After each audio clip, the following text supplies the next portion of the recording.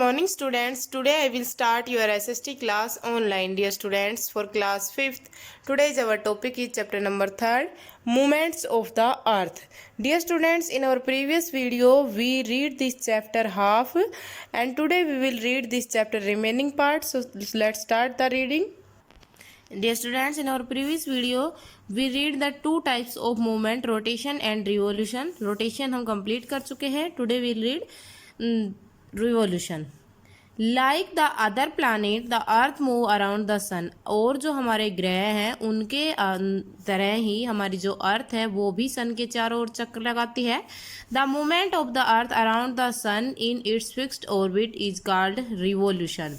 जो मूवमेंट होती है हमारी अर्थ की सन के चारों ओर, जो अपने वो फिक्स ऑर्बिट में, फिक्स पाथ में, फिक्स रास्ते में जो हमारी अर्थ है वो सन के चारों ओर चक्कर लगाती है, वो क्या कहलाता है? रिवोल्यूशन कहलाता है, चक्र कहलाता है. The earth takes 365 and quarter days और 1 year to go around the sun once. जो हमारी अर्थ है वो एक बार सन के चारों ओर अपना चक्र पूरा करने में 365 दिन और 6 घंटे का समय लेती है. 365 दिन और क्वार्टर डेज का समय लेती है, या फिर हम ये कह सकते हैं कि हमारी जो अर्थ है वो 1 ईयर का समय लेती है, 1 साल का समय लेती है अर्थ के चारों ओर चक्र लगाने में. Revolution of the earth around the sun cause the different seasons. जो सन के चारों ओर हमारी अर्थ की जो रिवोल्यूशन है, जो चक्र है, वो उसके कारण क्या बनते हैं? अलग अलग सीजन्स बनते हैं. Throughout the year as the earth orbits the sun it receive different amount of sunlight and heat from the sun according to its distance from the sun. क्या कह रहा है कि जो हमारी अर्थ है पूरे साल अपने फिक्स पाथ में, अपने फिक्स ऑर्बिट में चक्कर लगाती है सन के चारों ओर, और जो इसका रास्ता है उसके अकॉर्डिंग डिफरेंट जो अमाउंट है सनलाइट की, जैसे अगर सन से ज़्यादा दूरी पर होती है तो सनलाइट कम रिसीव होती है अर्थ को, और सन के अधिक पास होती है तो सनलाइट अधिक रिसीव होती है. तो उसके अकॉर्डिंग अलग अलग अमाउंट में सनलाइट रिसीव करती है, हीट रिसीव करती है सन से, अकॉर्डिंग टू डिस्टेंस, दूरी के अनुसार. These cause change of season such as summer, monsoon, autumn, winter and spring season. इसी के कारण क्या होता है कि हमारे सीजन्स बदलते हैं, यानी कि सन जो है सन से अर्थ की दूरी के अकॉर्डिंग जब वो चक्र लगाती है तो पूरे ईयर उसकी जो सन से दूरी है अर्थ की वो चेंज होती रहती है. कभी अधिक पास होती है, कभी अधिक दूरी पर होती है. तो इसी के कारण सीजन्स चेंज होते हैं, जैसे summer, monsoon, autumn, winter and spring season. Do you know, क्या आप ये जानते हैं? Moon is the only natural satellite of the earth. Moon जो है वो हमारी अर्थ की एक अकेली नेचुरल सैटेलाइट है. देखो बेटा, एक ये मूवमेंट ऑफ द अर्थ का डायग्राम दिखाया हुआ है. इसके अंदर हमने एक पहली रोटेशन, जो पहली मूवमेंट थी अर्थ की, वो पढ़ी थी रोटेशन. रोटेशन का मतलब होता है हमारी अर्थ जो अपने स्थान पर घूमती है, अपने अक्ष पर घूमती है. तो जब हमारी अर्थ अपने अक्ष पर घूमती है तो क्या होता है कि जो पार्ट उसका सन के सामने होता है वहाँ पर क्या होता है? डे होता है. जैसे यहाँ पे हम देख सकते हैं, यहाँ पे डे है. लेकिन जो सन से पीछे की साइड होता है, इधर सन नहीं है, तो बिहाइंड में जो पार्ट होता है वहाँ क्या होती है? नाइट होती है. तो ये रोटेशन हो गया. रिवोल्यूशन होता है हमारी अर्थ जो है वो सन के चारों ओर भी चक्कर लगाती है, मतलब अपने स्थान पर घूमने के साथ साथ सन के चारों ओर भी चक्कर लगाती है. तो जब वो सन के चारों ओर चक्कर लगाती है तो उसे हम कहते हैं रिवोल्यूशन, चक्र कहते हैं. जो रिवोल्यूशन है उसके कारण सीजन्स बनते हैं, क्योंकि अर्थ जो है वो सन के चारों ओर चक्र लगाते हुए दूरी के अकॉर्डिंग, जैसे अब यहाँ पे हम इसकी दूरी जो है वो अधिक है सन से दूरी, तो दूरी के अकॉर्डिंग जो अर्थ है उसके ऊपर मॉनसून सीजन्स चेंज हो जाते हैं हमारे, जैसे summer season, monsoon season, autumn season, winter season या स्प्रिंग सीजन. तो अलग अलग सीजन्स सन से दूरी के अकॉर्डिंग होते हैं. नेक्स्ट है लीप ईयर. लीप ईयर क्या होता है? A year has 365 days. एक साल में 365 दिन होते हैं. But the earth takes 365 days and 6 hours for a complete revolution. ये हमने अभी आपको बताया था कि जो हमारी अर्थ है वो एक रिवोल्यूशन पूरा करने में 365 days and 365 and quarter days, यानी कि 365 डेज एंड 6 आवर का समय, यानी कि 6 घंटे अधिक लेती है एक रिवॉल्यूशन पूरा करने में। The 6 extra hours for each year are added up, जो 6 घंटे होते हैं वो हर साल क्या होते हैं, ऐड होते जाते हैं, जुड़ते जाते हैं। इन 4 ईयर दीज बिकम 24 आवर्स, 4 साल बाद क्या होता है कि जो ये 6 घंटे हैं हर साल जो इकट्ठे हो रहे हैं वो 24 घंटे बन जाते हैं, 24 आवर्स बन जाते हैं, क्योंकि 6 × 4 is equal to 24। These 24 hours are equal to 1 day, ये जो 24 घंटे होते हैं ये एक दिन के बराबर होते हैं। This is an extra day, ये जो होता है ये क्या हो जाता है, हमारा एक्स्ट्रा डे हो जाता है, क्योंकि 365 तो वो डेज लेती ही लेती है, लेकिन 4 साल बाद जो उसने 6 घंटे एक्स्ट्रा लिए थे वो 6 घंटे एक दिन के रूप में हो जाते हैं, और वो एक दिन क्या हो जाता है, एक्स्ट्रा हो जाता है।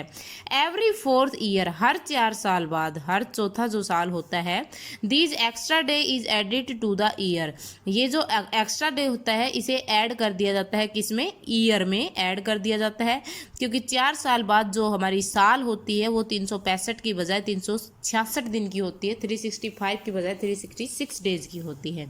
This is called a leap year, उसे हम क्या कहते हैं, लीप ईयर कहते हैं। This extra day is added to the month of February, ये जो एक्स्ट्रा दिन होता है इसे फरवरी महीने में ऐड कर दिया जाता है। 10 February in a leap year has 29 days, इसी के कारण लीप ईयर में जो हमारी फरवरी होती है वो 29 डेज की होती है, अदरवाइज नॉर्मल ईयर में हमारी फरवरी जो है वो 28 डेज की होती है। Seasons, the movement of the earth around the sun called revolution cause season, जो मूवमेंट है हमारी अर्थ की सन के चारों ओर जिसे हम रिवॉल्यूशन कहते हैं उसके कारण सीजन बनते हैं। The earth is divided into equal half by an imaginary line equator, जो अर्थ है उसको 2 इक्वल बराबर भागों में बांटा गया है, 2 बराबर भागों में बांटा गया है एक इमेजिनरी लाइन के द्वारा जिसे हम इक्वेटर कहते हैं। The equator runs along the centre of the earth half down at right angle to the axis, क्या होता है, जो इक्वेटर है वो हमारी जो अर्थ है उसको एक राइट एंगल पर, एक एक्सिस पर, राइट एंगल पर अलग कर देती है, सेंटर से गुजरती है। The upper half of the earth is called northern hemisphere and the lower half is called the southern hemisphere, जो हमारी अर्थ का ऊपर का हाफ पार्ट होता है वो उसे कहते हैं हम नॉर्दर्न हेमिस्फेयर, उत्तरी गोलार्ध, और सेकंड जो नीचे का जो पार्ट होता है उसे हम कहते हैं साउदर्न हेमिस्फेयर, दक्षिणी गोलार्ध। We know that the earth axis is tilted at an angle, ये हम सभी जानते हैं कि जो हमारी अर्थ का एक्सिस है वो अपने स्थान पर एक राइट एंगल पर झुका हुआ है, एक एंगल पर झुका हुआ है। While revolving the earth keeps learning in the same direction, leaning in the same direction, जो हमारी अर्थ है वो रिवॉल्यूशन के समय में एक सेम डायरेक्शन में घूमती है। These cause season spring, autumn, summer and winter, इसी के कारण हमारे सीजन्स बनते हैं, जैसे summer, winter, spring, autumn. When the northern hemisphere is away from the sun, the southern hemisphere is closer, क्या होता है जब नॉर्दर्न हेमिस्फेयर सन से दूर होता है तो साउदर्न हेमिस्फेयर सन के पास होता है, क्योंकि वो एक एंगल पर झुकी हुई है, हमारी अर्थ जो है वो एक एंगल पर झुकी हुई है, झुकी हुई होने के कारण जब नॉर्दर्न हेमिस्फेयर सन से दूरी पर होता है तो साउदर्न हेमिस्फेयर सन के पास होता है। So the season in the northern hemisphere is away different from the season in the southern hemisphere, इसी के कारण क्या होते हैं, जो सीजन्स हैं वो नॉर्दर्न हेमिस्फेयर में और सदर्न हेमिस्फेयर में अलग अलग होते हैं। How seasons are formed, seasons कैसे बनते हैं। When the north pole is toward the sun it is summer in the northern hemisphere, जब नॉर्थ पोल जो है वो सन की तरफ होता है तो नॉर्दर्न हेमिस्फेयर में समर होता है।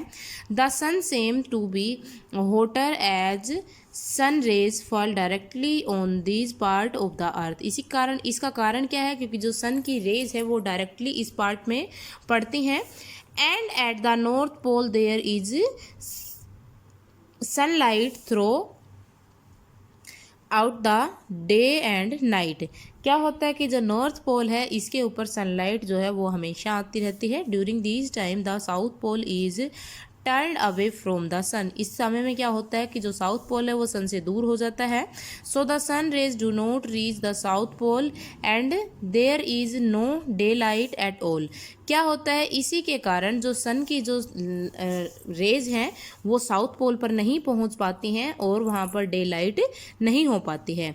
It is winter in the southern hemisphere. इसका कारण क्या है कि इस समय में सदर्न हेमिस्फेयर में विंटर होगी। नॉर्दर्न हेमिस्फेयर में गर्मी होगी तो सदर्न हेमिस्फेयर में सर्दी का मौसम होगा।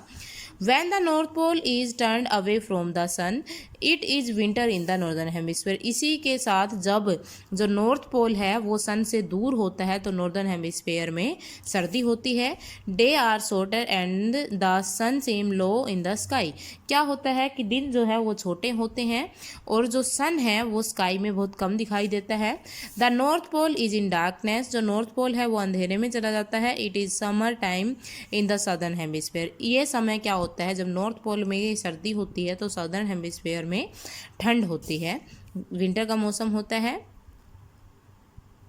जब नॉर्थ पोल में ठंड का मौसम होता है तो साउथ पोल में गर्मी का मौसम होगा।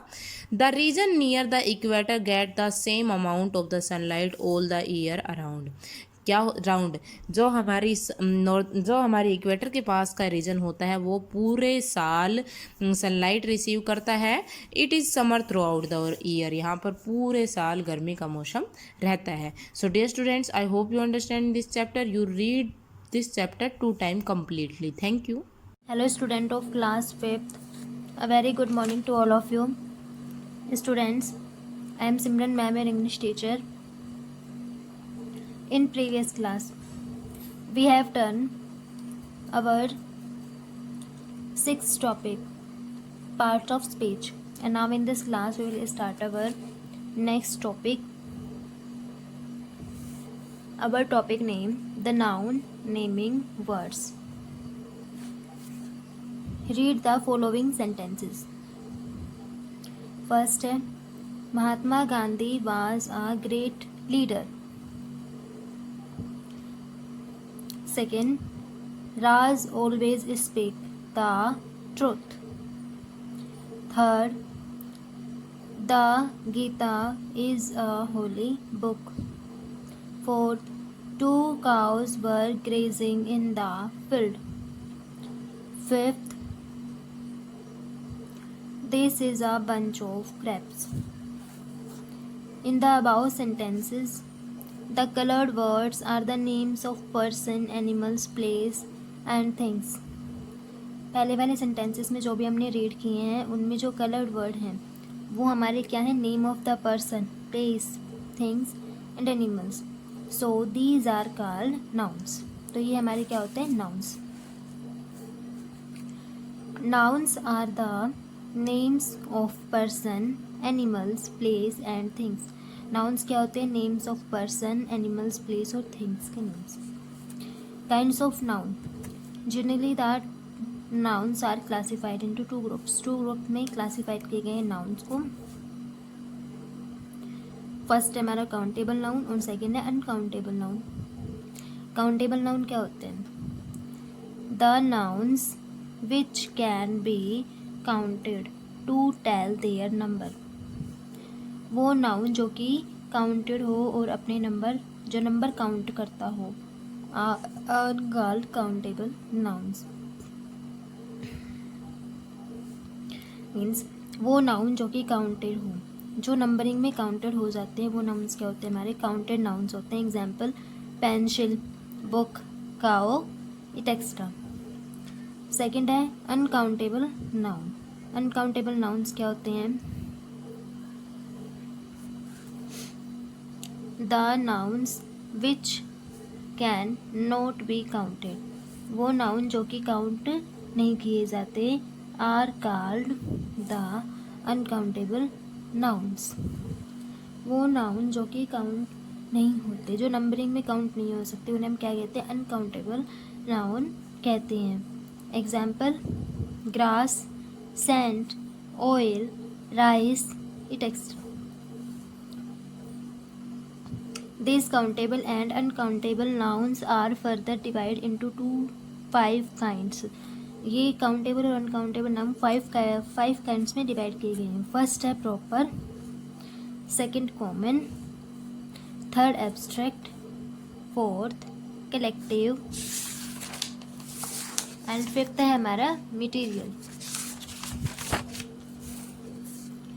देन फर्स्ट है proper noun. The name of a particular person, place और thing is called a proper noun. वो नाउन जिसका कोई पर्टिकुलर नेम हो, पर्सन का, प्लेस का, थिंग्स का पर्टिकुलर नेम हो, वो हमारे क्या होते हैं, प्रॉपर नाउन होते हैं. जैसे Vishal, Delhi, the Ramayana, it extra. Note, a proper noun always begins with a capital letter. जो प्रॉपर नाउन्स होते हैं वो किससे स्टार्ट होते हैं, हमारे हमेशा कैपिटल लेटर से स्टार्ट होते हैं. सेकेंड है common noun. The name of a person, place और things of the same kind of called a common noun. वो नाउन जो कि पर्सन, प्लेस और थिंग्स एक ही, मतलब सेम काइंड हो, सब चीज़ों में कॉमन हो, उसे हम क्या कहते हैं, कॉमन नाउन. जैसे boy, child, teacher, dog, it extra. A common noun represent a class. Common noun किसको रिप्रेजेंट करता है, हमारा क्लास को रिप्रेजेंट करता है. फोर्थ है abstract noun. The name of something that we can only think of but can not see is called an abstract noun. वो noun जिनको हम केवल फील कर सकते हैं, थिंक आउट कर सकते हैं, बट हम उनको टच और सी नहीं कर सकते, तो वो हमारे क्या होते हैं, एब्स्ट्रैक्ट नाउन होते हैं. For example sleep, pity, bravery, wind, et extra. Note, in abstract nouns refers to feelings and qualities. वो एब्स्ट्रैक्ट नाउन्स होता है वो हमारा किस चीज़ को रेफर करता है, फीलिंग्स एंड क्वालिटीज़ को रेफर करता है. फोर्थ है collective noun. The name of a number of persons or things considered as one group. Name of person and place जो कि एक ग्रुप के अकॉर्डिंग कंसिडर्ड किया जाता है is called a collective noun. जैसे bunch, class, army, galaxy, etc. Next है हमारा last, fifth material noun. The name of a material or substance of which things are made is called a material noun. वो things और substance जो कि एक materials और substance के through बनाई जाती है, वो हमारी क्या होती है, मटेरियल नाउन होता है. Iron, milk, paper, gold, et cetera. And जो स्टूडेंट्स, ये आपका होमवर्क है, pick out the countable and uncountable nouns in these sentences and put them the table given below. ये जो टेबल है इसमें आपको राइट करना है जो भी आपके काउंटेबल और अनकाउंटेबल नाउन है. And so students, I hope you will understand and this exercise right in your notebook and learn also. Thank you and have a nice day. Good morning student, myself Bala ma'am from MLP International School Rajpura. Dear student, now we start our math online classes for class 5th. And dear student, previous class we have done our exercise 8.5 multiplication in fraction. Now we do our division question. So now we start find our first question, find the multiplicative inverse of each of the following. बेटा multiplicative inverse का मतलब होता है जो digit हमारी दी है उसका हमें रेसिप्रोकल कर देना है, मतलब हमें उसका उल्टा कर देना है. जैसे हमारे पास है 1/2, तो इसका उल्टा करेंगे तो 2/1. हम 1 को शो भी नहीं करेंगे तो भी ठीक है. जैसे हमारा नेक्स्ट क्वेश्चन है 7/8, हम इसका मल्टीप्लिकेटिव इनवर्स करेंगे तो 8/7. इस तरह आपको ने डिजिट को रेसिप्रोकल कर देना है, उल्टा कर देना है. जैसे हमारे पास है 3 के नीचे कुछ नहीं है तो हम 1 मानेंगे. हम इसका रेसिप्रोकल करेंगे, मल्टीप्लिकेटिव इनवर्स करेंगे तो 1/3. मिक्स फ्रैक्शन में है तो हम इसको चेंज करेंगे. 5 3 जा 15 में 4 प्लस किया 19/5. अब हमें इसका मल्टीप्लिकेटिव इनवर्स करना है तो 5/19.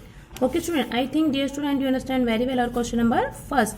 Now we do our question number second. Fill in the blanks. 1/6 हम किससे मल्टीप्लाई करें कि हमारा 1 आ जाए, तो हम 6 से 6 कट कर देंगे तो 1 आ जाएगा हमारे पास। इसी तरह 17/23 डिवाइड बाई 17/23। बेटा डिवाइड का उल्टा होता है मल्टीप्लाई, और मल्टीप्लाई का साइन, डिवाइड का साइन मल्टीप्लाई में चेंज होता है, और डिवाइड वाले क्वेश्चन में पीछे वाले डिजिट का रेसिप्रोकल हो जाता है, मतलब उल्टा हो जाता है। 23/17 तो कट हो जाएंगे, तो आंसर आएगा हमारा 1। इसी तरह आपने सी पार्ट भी करना है। Now we do our question number 3। बेटा अगर आपने मल्टीप्लाई के क्वेश्चन को अच्छे से ध्यान से सीखा है तो अभी आप डिवाइड के क्वेश्चन प्रॉपरली कर पाएंगे, क्योंकि डिवाइड के क्वेश्चन मल्टीप्लाई पर ही डिपेंड करते हैं। So now we start. Now our question number 3 is divide, and question is 1/2/3। By का मतलब होता है बेटा डिवाइड, तो हमारा क्वेश्चन आंसर होगा, हम इसको फिर से लिखेंगे 1/2 डिवाइड बाय 3। अब हमें इसको डिवाइड करना है, तो 1/2 एज इट इज, डिवाइड का उल्टा होता है मल्टीप्लाई, और इसके नीचे 3 के नीचे कुछ नहीं है तो हम मानेंगे 1, और हमारा रेसिप्रोकल हो जाएगा 1/3। अब बेटा देखो ये मल्टीप्लाई का क्वेश्चन बन गया। अगर आपको मल्टीप्लाई के क्वेश्चन सोल्व करने आते हैं तो आप डिवाइड भी इजीली कर लेंगे। कोई भी नंबर क्रॉस में ऊपर नीचे कट नहीं हो रहा, तो हम ऊपर की डिजिट का ऊपर से मल्टीप्लाई, 1 का 1 से, 2 का 3 से करेंगे तो 6। इस तरह ये हमारा आंसर आ गया। Now we do our next question 5 and 2/5/8। बेटा ये मिक्स फ्रैक्शन में है, तो सबसे पहले हम इसको चेंज करेंगे। 5 का 5 से मल्टीप्लाई किया 25, 25 में 2 जोड़ा 27/5। बाई का मतलब होता है डिवाइड 8 के नीचे कुछ नहीं है तो हम क्या मानेंगे 1। अब हमारा 27/5 डिवाइड का उल्टा हो गया मल्टीप्लाई, तो पीछे वाले डिजिट का भी हमें रेसिप्रोकल करना है। 8/1 का 1/8। अब कोई भी नंबर आपस में कट नहीं होते तो हम इनको मल्टीप्लाई कर देंगे। 27 का 1 से किया 27, 5 का 8 से किया 40। Okay student, now we do our next question 4 divide the following, and our first question is 12/49 divide by 3/7। तो बेटा हमें 12/49 एज इट इज राइट करना है, डिवाइड का उल्टा मल्टीप्लाई, पीछे वाले डिजिट का रेसिप्रोकल कर देना है। अब हमें देखना है कोई नंबर आपस में कट हो रहा है, जैसे 3 से 12 कट हो रहा है, तो 3 1 जा 3, 3 4 जा 12, 7 से 49 कट हो रहा है, 7 1 जा 7, 7 7 जा 49। कट करने का मतलब है कि हमें उस नंबर से उसको डिवाइड करना होता है जिसकी टेबल से हम इसको कट कर रहे हैं। अब 4 का 1 से मल्टीप्लाई करा 4, 7 का 1 से मल्टीप्लाई करा 7, तो हमारा आंसर आ गया 4/7। Now we do our next question G, and our question number G is mix fraction में हम इसको चेंज करेंगे। 10 को 7 से मल्टीप्लाई करेंगे 70, 70 में 5 प्लस किया 75/7। अब डिवाइड इसको करेंगे चेंज, 14 को 1 से मल्टीप्लाई किया 14, 14 में 11 प्लस किया 25/14। अब हमें डिवाइड का साइन चेंज करना है मल्टीप्लाई में, और पीछे वाले डिजिट का भी रेसिप्रोकल कर देना है 14/25। अब देखिए बेटा 7 की टेबल से 14 कट हो रहा है, तो 7 की टेबल में 7 1 नंबर पे आता है, 14 2 नंबर पे। ये दोनों आप 5 से भी कट कर सकते हैं, अदरवाइज आप 25 की टेबल से भी कट कर सकते हैं। 25 1 जा 25 और 25 3 जा 75। ऊपर नंबर आ गया हमारे पास 3 और 2 मल्टीप्लाई 6। 1 को 1 से मल्टीप्लाई करेंगे 1। अगर आप 1 लिखते हैं तो भी ठीक है, नहीं भी लिखते हैं तो भी ठीक है। तो बेटा अगर इसमें डिवाइड वाले क्वेश्चन में सबसे पहले आपको मल्टीप्लाई का क्वेश्चन सोल्व करना आएगा, तभी आप डिवाइड कर पाएंगे। डिवाइड का साइन हमें चेंज करना होता है मल्टीप्लाई में, और पीछे वाले डिजिट का हम रेसिप्रोकल कर देते हैं, फिर मल्टीप्लाई का क्वेश्चन बन जाता है। और फिर कोई नंबर आपस में कट होता है तो हम उनको कट कर देते हैं, अदरवाइज न्यूमरेटर का न्यूमरेटर से मल्टीप्लाई, डिनोमिनेटर का डिनोमिनेटर से multiply. Okay, now we do our next question. Now we do our question number 5, find how many 1/4 make 4। हम 1/4 को किससे मल्टीप्लाई करें कि हमारा वो 4 बन जाए। So dear student, now we start. 1/4 को हम किससे मल्टीप्लाई करें, मैंने माना x से मैंने इसको मल्टीप्लाई किया कि हमारा 4 बन जाए, तो x एज इट इज 4। बेटा यहाँ पे 1/4 मल्टीप्लाई है, जब इसकी साइड चेंज होगी तो उल्टा हो जाएगा, डिवाइड हो जाएगा 1/4, क्योंकि जब हम साइड चेंज करते हैं लेफ्ट से राइट या राइट से लेफ्ट करते हैं तो साइन चेंज हो जाता है। प्लस है तो माइनस, माइनस है तो प्लस, डिवाइड है तो मल्टीप्लाई, मल्टीप्लाई है तो डिवाइड। तो इस तरह अब हमें x की वैल्यू निकालनी है 4। डिवाइड का साइन हम किस में चेंज करेंगे, मल्टीप्लाई में, तो हमारा आ गया 4/1। 4 का 4 से मल्टीप्लाई किया 16। तो इस तरह से बेटा देखिए डिवाइड का साइन है, ये डिवाइड का क्वेश्चन बन गया, हमने इसको चेंज किया, अब ये मल्टीप्लाई का क्वेश्चन बन गया। कोई भी नंबर कट नहीं होते तो हम न्यूमरेटर का न्यूमरेटर से मल्टीप्लाई करेंगे। आप अपॉन में 1 भी लिखते हैं तो भी ठीक है, नहीं भी लिखेंगे तो ठीक है। Okay student, now we do our next question B, 2 and 1/3 make 14। हमें 2 and 1/3 को 14 में कन्वर्ट करना है, तो किससे मल्टीप्लाई करेंगे? हमने x से मल्टीप्लाई किया 14, पहले इसको कन्वर्ट किया 7/3, हमें x की वैल्यू निकालनी है, तो 14 एज इट इज। 7/3 इधर मल्टीप्लाई में साइड चेंज हो गया तो डिवाइड 7/3। अब ये डिवाइड का क्वेश्चन बन गया, तो आपको डिवाइड के क्वेश्चन सॉल्व करने आते हैं, क्योंकि डिवाइड को हम कर देंगे मल्टीप्लाई में चेंज, और 3/7 रेसिप्रोकल हो जाता है पीछे डिजिट का।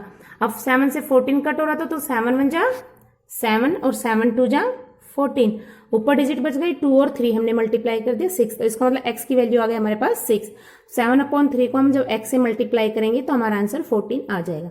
Now we do our question number 6, express as indicated. हमारे एक्सप्रेस करना है कि जो हमारे पास स्टेटमेंट थी उसके अकॉर्डिंग हमें उसको राइट करना है। 25 minute as fraction of an hour, हमें 25 मिनट को फ्रैक्शन में लिखना है 1 आवर के अकॉर्डिंग। तो देखो बेटा 1 आवर में कितने मिनट होते हैं? 60, तो 25/60 दोनों कट होते हैं 5 से, तो हमने इसको 5 से कट कर दिया, हमारे पास आ गया 5/12 आवर। नेक्स्ट है 65 centimetre as fraction of a metre. 1 metre में कितने सेंटीमीटर होते हैं? 100, तो हमने 100 से डिवाइड कर दिया, इन दोनों को भी कट किया 5 से, तो आ गया 13/20 मीटर। फिर नेक्स्ट है 120 metre as fraction of a kilometre. 1 kilometre में कितने मीटर होते हैं? 1000, तो हमने 1000 से डिवाइड किया, ये फ्रैक्शन हो गया। ये टेबल आप डिवाइड करोगे 5 से तो आपका आ जाएगा 1/8। फिर 35 पैसे as fraction of a rupees. 1 rupees में कितने पैसे होते हैं? 100 से हमने इसको डिवाइड कर दिया, तो 7/20 रुपीज कट करने के बाद। I think dear student you understand very well. और question number 5th and 6th। So dear student आपने रिमेनिंग पार्ट्स खुद करने हैं, question number 1st, 2nd, 3rd, 4th के। Okay student, thank you and have a nice day. Students, मैं Mukesh madam आपकी हिंदी अध्यापिका MLP international school Rajpura से बच्चों कक्षा 5वीं में मैं करा रही हूँ आज पाठ 2 वर्ण विचार। वर्ण भाषा की सबसे छोटी इकाई होती है, इसे बोलते या लिखते समय टुकड़े नहीं किए जा सकते। भाषा के सभी वर्णों को व्यवस्थित क्रम में लिखने पर वर्णमाला बनती है। प्रत्येक भाषा की अपनी वर्णमाला होती है। ठीक है, क्या बताया मैंने कि जो वर्ण है वो भाषा की सबसे छोटी इकाई होती है, इसके और टुकड़े नहीं किए जा सकते। और वर्णमाला क्या होती है? वर्णों का व्यवस्थित क्रम। हमने पढ़ा है कि हिंदी और संस्कृत की लिपि देवनागरी है, इसलिए वर्णमाला भी समान है। हाँ, हिंदी ने कुछ नई बातें भी अपनाई है। हमें हिंदी के वर्णमाला का ज्ञान है। वर्णों के भेद, हिंदी की जो वर्णमाला है इसके जो वर्ण है उनको 2 भागों में बांटा गया है। वर्णों के मतलब 2 भेद होते हैं, स्वर और व्यंजन। कितने भागों में बांटा गया वर्णमाला को? 2 भागों में, स्वर और व्यंजन। सबसे पहले हम स्वर के बारे में जानते हैं। जिस वर्ण को बोलने या लिखने में किसी अन्य ध्वनि की सहायता न लेनी पड़े, जिस वर्ण को बोलने या लिखने में किसी अन्य ध्वनि की सहायता न लेनी पड़े उसे स्वर कहते हैं। हिंदी में स्वरों की संख्या 11 है। ठीक है, कुछ विद्वान री को हिंदी स्वरमाला का हिस्सा नहीं मानते, लेकिन यह ठीक नहीं है। री तो ग्रह का सृजन करता है, इसे ग्रह स्वरमाला से पृथक या अलग करना ठीक नहीं है। स्वरों के मात्रा चिन्हों का ज्ञान हम पिछली कक्षा में भी पा चुके हैं। अभी बताते हैं स्वरों के भेद कितने होते हैं। इसमें बताया गया कि स्वरों के 2 भेद होते हैं, हर्ष स्वर और दीर्घ स्वर। हर्ष स्वर कौन कौन से होते हैं? हर्ष स्वर 4 होते हैं, ए, ई, उ और री। इन्हें मूल स्वर भी कहते हैं। इसके बाद आता है दीर्घ स्वर, ये कुल 7 होते हैं, आ, ई, उ, ए, आई, ओ, औ। दीर्घ स्वरों के उच्चारण में हर्ष स्वरों की तुलना में लगभग 2 गुना समय लग जाता है। अगर 3 गुना समय लग जाए तो प्लुत स्वर बन जाता है, जैसे ओम, या ओ को देर तक बोला गया। अंग इसको अनुस्वार और अह इसको विसर्ग। ये कहते हैं ये स्वर नहीं है, ये अयोगवाह कहलाते हैं, जिनकी गिनती न स्वरों में होती है और ना व्यंजनों में होती है। इनको क्या कहते हैं? अयोगवाह। अब आते हैं हम व्यंजन पे। जिस वर्ण को पूरा बोलने या लिखने के लिए स्वरों की सहायता लेनी पड़ती है। स्वरों को बोलने में किसी की सहायता नहीं लेनी पड़ती, लेकिन व्यंजनों को बोलने में किसकी सहायता लेनी पड़ती है? स्वरों की। उसे व्यंजन कहते हैं। हिंदी में मूलतः 33 व्यंजन होते हैं। कुछ अन्य ध्वनियाँ भी अनेक कारणों से आई है और चली भी गई है। पहले 25 व्यंजन स्पर्श व्यंजन कहलाते हैं। पहले 25 व्यंजन कौन कौन से?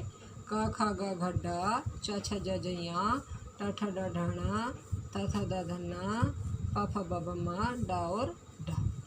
ठीक है, इनको क्या बोलते हैं? स्पर्श व्यंजन। और य र ल व को बोलते हैं अंतस्थ व्यंजन, और श श श ह को बोलते हैं उस व्यंजन, और अक्षर त्रय अज्ञ और श्रय को बोलते हैं संयुक्त व्यंजन। हिंदी वर्णमाला में वर्णों के वर्गीकरण और नामकरण के लिए उच्चारण स्थान और इनकी रचना में विशेषता को आधार बनाया गया है। अयोगवा, इसका जिक्र पहले भी हो चुका है। अयोगवा क्या होता है? अंग और अह को अयोगवा कहते हैं। ये क्रम से अनुस्वार और विसर्ग हैं। ठीक है, अंग को क्या कहते हैं? अनुस्वार, और इसका जो चिन्ह होता है वो एक बिंदु के रूप में होता है। इसके उदाहरण हैं जैसे संग, रंग, चंदन। ऐसे ही अह, इसके जो चिन्ह या मात्रा जो एक दो बिंदु के रूप में होती है, इसको विसर्ग भी कहते हैं। प्रातः, नमः, अतः। तो ये दोनों क्या कहलाते हैं? अंग और अह अयोगवा कहलाते हैं। कुछ संयुक्ताक्षर दो तरह से लिखे जाते हैं। जैसे द को हम ऐसे भी लिख सकते हैं, इस रूप में भी और इस रूप में भी। दद को अलग अलग करके भी लिख सकते हैं और ऐसे ही इकट्ठा भी लिख सकते हैं। ऐसे ही ध्व को। ठीक है, इसके बाद आता है द्वित्व व्यंजन। कभी कभी एक जैसे दो व्यंजन साथ साथ मिल जाते हैं जो और द्वित्व व्यंजन कहलाते हैं। ठीक है, कभी कभी एक जैसे दो व्यंजन मिल जाते हैं और वो द्वित्व व्यंजन कहलाते हैं। इनमें जो आगे वाला व्यंजन है वो आगे वाला जो व्यंजन है वो आधा होता है और पीछे वाला व्यंजन पूरा होता है। जैसे छत्ता, गत्ता, पत्ता। इसमें तत् का प्रयोग किया गया है। दो तय, जिसमें आगे वाला तय आधा है और दूसरे पीछे वाला तय पूरा है। ऐसे ही कक, पक्का, चक्का, छक्का। ठीक है, इसी तरह से आगे उदाहरण है। संयुक्ताक्षरों में वर्णों के मेल को देखें। संयुक्ताक्षरों क, माली क्या करेगा, क्यारी बनाएगा। इसमें जो क का आधे रूप का प्रयोग किया गया है, ऐसे ही ख के आधे रूप का प्रयोग किया गया है। परिवार की ख्याति का ख्याल रखा करो। ऐसे ही ग के आधे रूप का 11 बजे तक लौट आना। तो बच्चों, आज मैंने आपको पढ़ाया कि वर्ण किसे कहते हैं, वर्णमाला किसे कहते हैं, वर्ण के कितने भेद होते हैं। ठीक है, और स्वर किसे कहते हैं, व्यंजन किसे कहते हैं, इनके भेद, अयोगवा क्या होता है, द्वित्व व्यंजन क्या होते हैं, इन सब के बारे में मैंने आपको बताया है। आप सबको अपनी पुस्तक से एक बार फिर से ये इतना पाठ जितना मैंने कराया है इतना आपको पढ़ना है और अच्छे से समझ लेना है। तो बच्चों, कल फिर मिलते हैं, तब तक के लिए धन्यवाद। Good morning student, welcome you to online class MLP School Rajpura. Myself Poonam, your computer teacher. Today we are doing MCQ and fill-ups for SC1 revision. So student, do all exercise very carefully. Now we are doing multiple choice question. MCQ. First है dash is called volatile memory. किसे हम volatile memory कहते हैं? RAM, ROM या both. RAM stand for random access memory, ROM stand for read only memory. तो किसे कहेंगे हम वोलेटाइल मेमोरी? ये होगी RAM, random access memory. ROM क्या होगी? Non volatile memory. सेकंड है dash enable to computer to boot when we turn it on. तो क्या होगा? ROM, ROM। Rome stand for read only memory. यहाँ पे क्या होगा? ROM enable to computer to boot when we turn it on. Third है hard disk is fixed inside the dash. Hard disk जो होती है वो कहाँ पे फिक्स होती है? CPU बॉक्स, मॉनिटर या फिर कीबोर्ड। तो कहाँ पे होगी? CPU box. Hard disk is fixed inside the CPU box. Next fourth है CD measure dash in diameter. जो CD का जो साइज़ होता है वो कितना होता है 4.7 इंचेस, 2.8 इंचेस या 5.5 इंचेस। तो क्या होगा CD का साइज़ 4.7 इंच। नेक्स्ट फिफ्थ है floppy disk could store data up to dash. जो फ्लॉपी डिस्क होती है वो कितना डाटा स्टोर कर सकती है 1.24 MB मेगाबाइट, 1.44 MB या फिर 1.64 MB। क्या होगा यहाँ पे 1.44 MB। MB stand for mega. Next B exercise is fill in the blanks with suitable words. B exercise क्या है हमारी फिलअप्स। फिलअप्स में क्या है CDR smallest main memory 4.7 GB। First है bit is the dash units of computer memory. Bits क्या होगी computer की सबसे स्मॉलेस्ट मेमोरी। सबसे स्मॉलेस्ट मेमोरी कौन सी होती है बिट। सेकंड है primary memory is the dash of computer. Primary जो मेमोरी होती है वो कौन सी मेमोरी होती है मेन मेमोरी। कौन सी होती है मेन मेमोरी। थर्ड है dash stand for compact disc recordable. किसकी फुल फॉर्म होती है कॉम्पैक्ट डिस्क रिकॉर्डेबल। किसकी होती है CDR।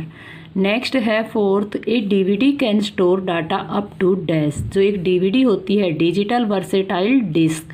DVD stand for digital versatile disc. वो कितना डाटा स्टोर करती है 4.7 GB। GB stand for giga. All students revise these exercise very carefully. Thank you. Have a nice day.